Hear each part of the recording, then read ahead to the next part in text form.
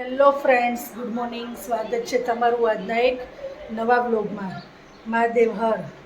તો આજે તો વાનીબેનને હવે 5 દિવસ થઈ ગયા છે, કેમ કે અછબડા નીકળતા એટલે 5મા દિવસે આપણે નમાવી લેવાના હોય. તો અહીંયા જુઓ શીતળા માતાજીને પગે લગાડવાની હોય તો એની બધી આપણે અહીંયા તૈયારી કરી લીધી છે. અને હજી બેન સૂતા છે, ઉઠે ને એટલે આપણે આજે બધી કાંઈ વિધિ કરવાની હોય આપણે કરી નાખીએ અને એને પગે લગાડી દઈએ.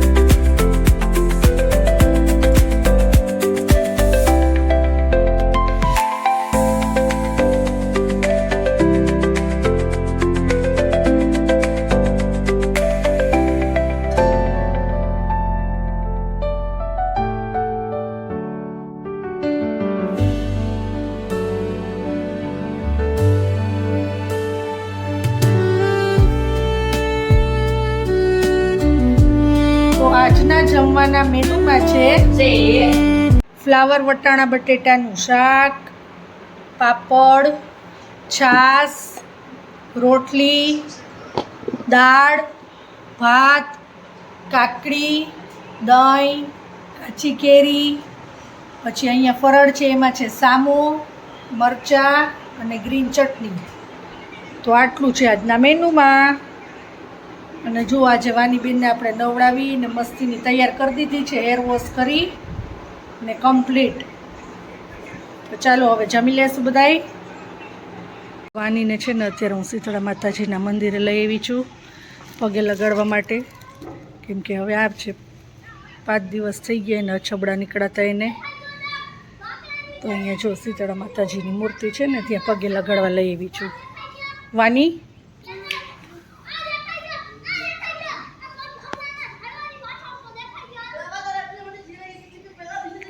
અને જો આ નીલકંઠ મહાદેવનું મંદિર છે ને એ બહુ મસ્ત છે, અહીંયા બહુ મોટું છે.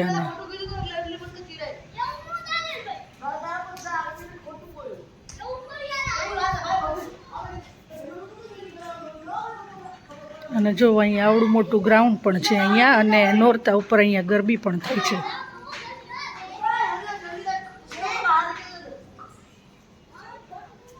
અને અહીંયા બેસવા માટે બાકડા પણ છે જો અને હવે અહીંયા મંદિર ઉપર અહીંયા આવી રીતે મોર પણ લગાવેલો છે, કેમ કે હવે આરતી ટાઈમે આમ વાગે છે ને મોરનું મ્યુઝિક. તો જો અહીંયા દેખાડું તમને, આ રહ્યું મોરલો. મમ્મી આરતી થઈને જાઉં છું.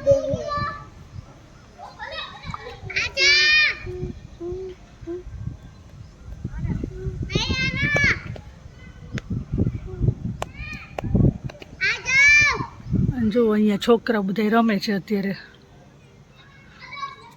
જો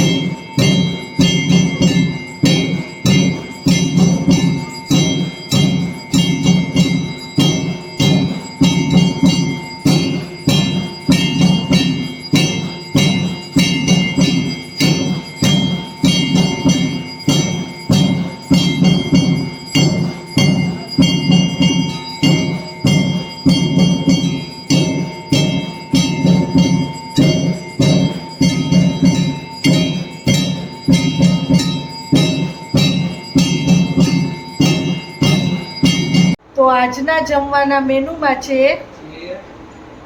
ખીચડી, ગલકા બટેટાનું શાક, છાશ, ડુંગળી, ભાખરી અને અહીંયા છે રોટલી અને દહીં.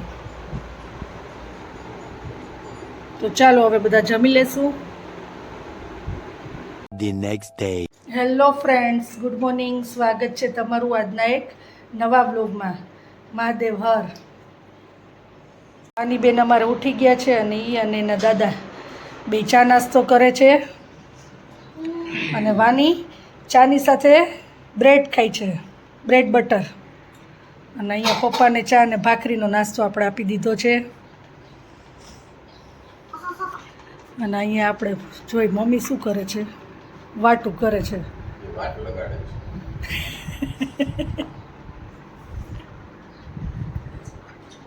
અને જો અહીંયા જિગ્નેશ પણ ચા પીવે છે. ઘડિયાળમાં વાગ્યા છે 11 અને અત્યારે બધું જો ઉઠીને ચા પાણી પીવે છે.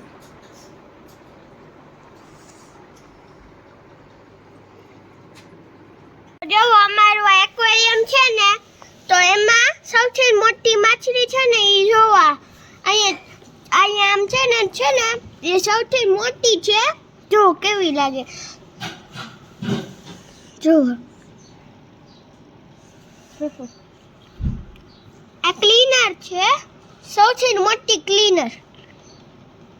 અને આ જો તમે યલો, પછી ઓલી કઈ, હા ગ્રે, પછી આ ઓરેન્જ એવી જો છો ને, એ સ્મોલ ફિશ છે. અને આ ક્લીનર જો અહીંથી મસ્તીનું દેખાય આખું એક્વેરિયમ. અહીંયા શંખ છે ને, જો અહીંયા તો જવો. આ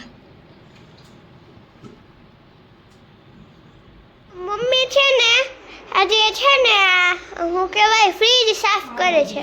જો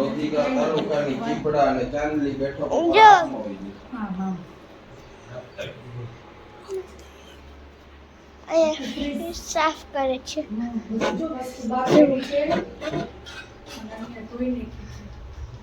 આની અંદર તો આખી સમય જાઉં. અને હવે જો લોહી ખાંડ આપણે ગોઠવી દઈશું બધાય. અહીંયાનું હજી બાકી છે, અહીંયાનું થઈ ગયું હમણાં. ખાંડ બાકી છે, હવે પેલા આપી જાય. ચાલ. આ લગાડશે હવે, એ લગાડશે અહીંયા ફ્રેશ રૂમમાં.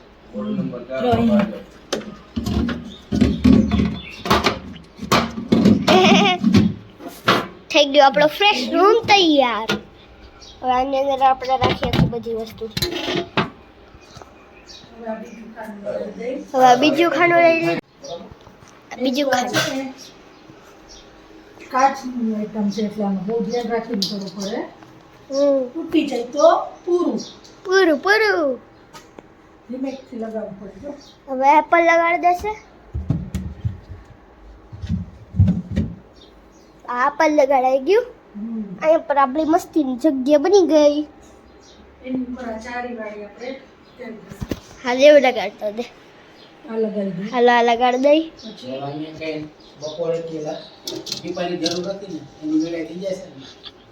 તો આ લગાડી દીધું. જો ભાઈ. હવે આ છે બીજું ખાનું. બીજું ખાનું નાખે છે અત્યારે. અને સાવ નીચે આ વાળું આવું. ઈ આ છે વેજીટેબલ ઉપરનું જે ખાનું હોય ને, આ ઈ છે. આપણે ઓલી વેલા ઝારી લઈ લે. ઝારી દઈ દે એટલે ઓલા લગાડી દે. હા, ઊભી રહી લૂછી દવાની ભીની હશે. ભીણી તો હાલે. જો આ લગાવી દીધું છે આપણે અહીંયા વેજીટેબલ બોક્સની ઉપરનું જે ખાનું હોય ને, હું હવે આ ઝારેલા લૂછી દઉં કે ભીની હોય ને. હાલે તો આ પર લગાડી દઈએ આપણે. અને આ વાવ, કઈ બહુ મસ્ત થઈ ગયું. હાલે આ બીજું લઈ લીધું. અને અહીંયા તો ગાઈસ મેં છે ને મોબાઈલ ના ફ્રીજ ની અંદર રાખી દીધું.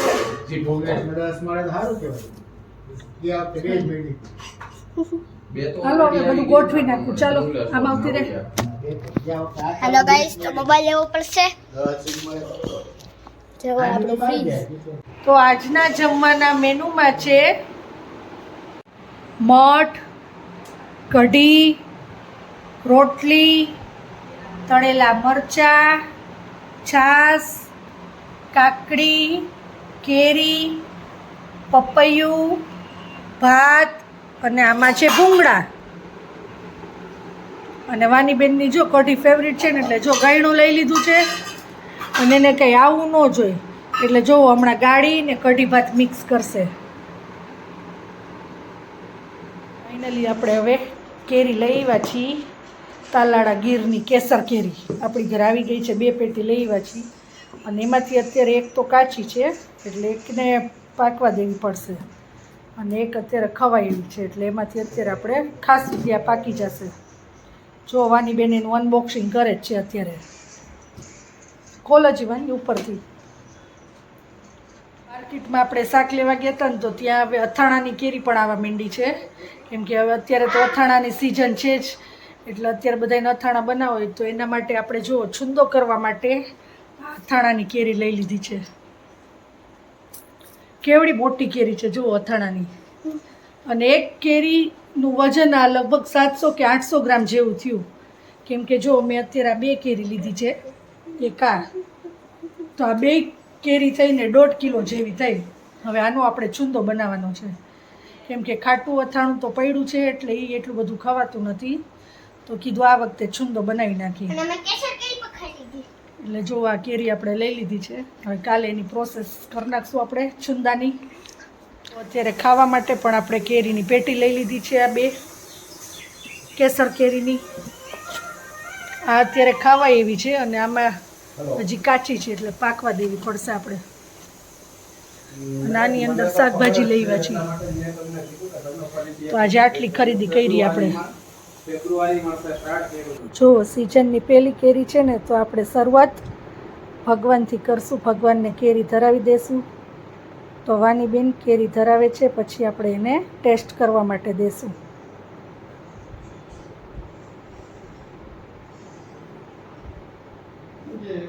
જો અત્યારે વાનીને ખાવી હતી ને, તો આપણે એક કેરી લઈ એમાંથી એને સુધારી પણ નાખી છે. તો બહુ સરસ કેરી નીકળી છે, પાકેલી છે અને સરસ છે, મીઠી પણ છે. વાની કેવો લાગ્યો ટેસ્ટ તને? બહુ જ મસ્ત. મીઠી છે ને કે ખાટી? મીઠી છે. તો કાલથી આપણે એનો રસ બનાવશું, કેરીનો રસ. તો અત્યારે જો વાનીબેન ખાવા જ માંડ્યા છે. જમવાના મેનુમાં છે સરપાવ, ભાખરી, ખીચડી, સૂકી ભાજી. તો આટલું છે આજના મેનુમાં. તો ચાલો બધા જમવા. આજના બ્લોગનો એન્ડ આપણે અહીંયા જ લઈએ છીએ. તો આ વિડીયો તમને ગમ્યો હોય તો એને લાઈક કરજો, કોમેન્ટ કરજો, તમારી યુટ્યુબ ચેનલને સબસ્ક્રાઈબ કરજો અને મિત્રો સાથે શેર કરજો. ગુડ નાઇટ, મહાદેવ હર. કાલે મળીએ નવા બ્લોગ સાથે. ત્યાં સુધી bye bye. Thanks for watching.